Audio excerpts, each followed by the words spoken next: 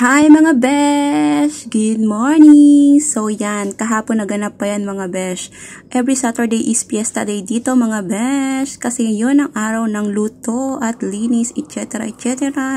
So, fast forward, ito na tayo. It's Sunday. Kaya ayan, wala yung ating amo. Kaya tuwang-tuwa si Inday mga besh. Kasi hindi tayo maggagapang-gapang dyan sa kusina. Gamitan natin ng technique. Wawalisan natin ng bongga para naman hindi tayo mapagod mga besh, kasi nangingitim na yung tuhod ko mga besh, kakagapang-gapang dyan sa kusina na yan mga besh. Maliit lang naman yan mga besh, pero pag inaraw-araw mo 3 times a day, 4 times a day, wala, nangingitim na yung tuhod ko. So for today's video, wawalisin natin yan, taka natin imama para maalis talaga yung mga dumi mga besh.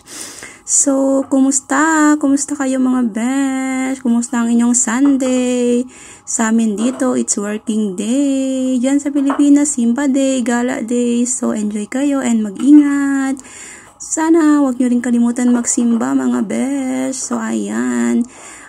Gagamitan ko sana ng maliit na dustpan kaso mga besh, basa siya. So, ititisyo na lang natin para hindi na madumihan yung dustpan. So, yan.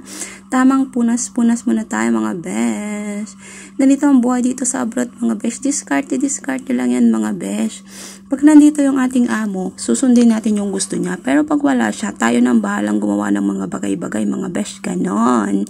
So, yan. Tamang diskarte lang yan mga besh. Ang importante, gawin natin yung ating trabaho. So, ayan. Tapos na tayo magwalis. Kaya magmamap na tayo mga besh. O, diba? Ganyan lang mga besh. Mas mabilis kasi pag map yung gagamitin natin mga besh. Pero pag nandito nga si amo, bawal mga besh.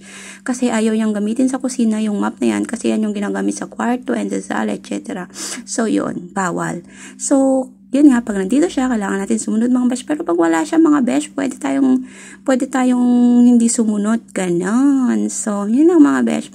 Dito naman talaga sa abroad mga besh, depende yan sa amo. Kailangan mo sundin yung utos ng amo mo.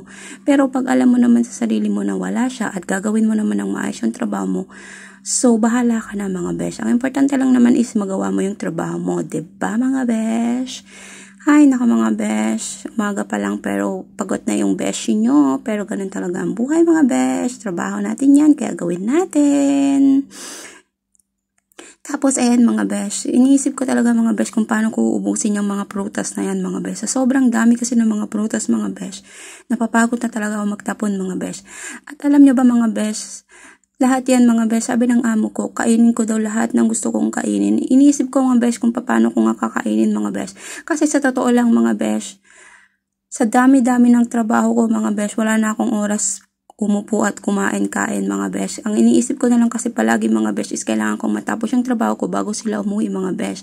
So ayan mga besh, mga chocolate yan mga besh. At alam nyo ba mga besh, hindi na talaga ako mahilig sa chocolate mga besh kasi sumasakit yung lalamunan ko mga besh pag kumakain ako ng chocolate. So yun lang mga besh. Thank you for watching. Bye!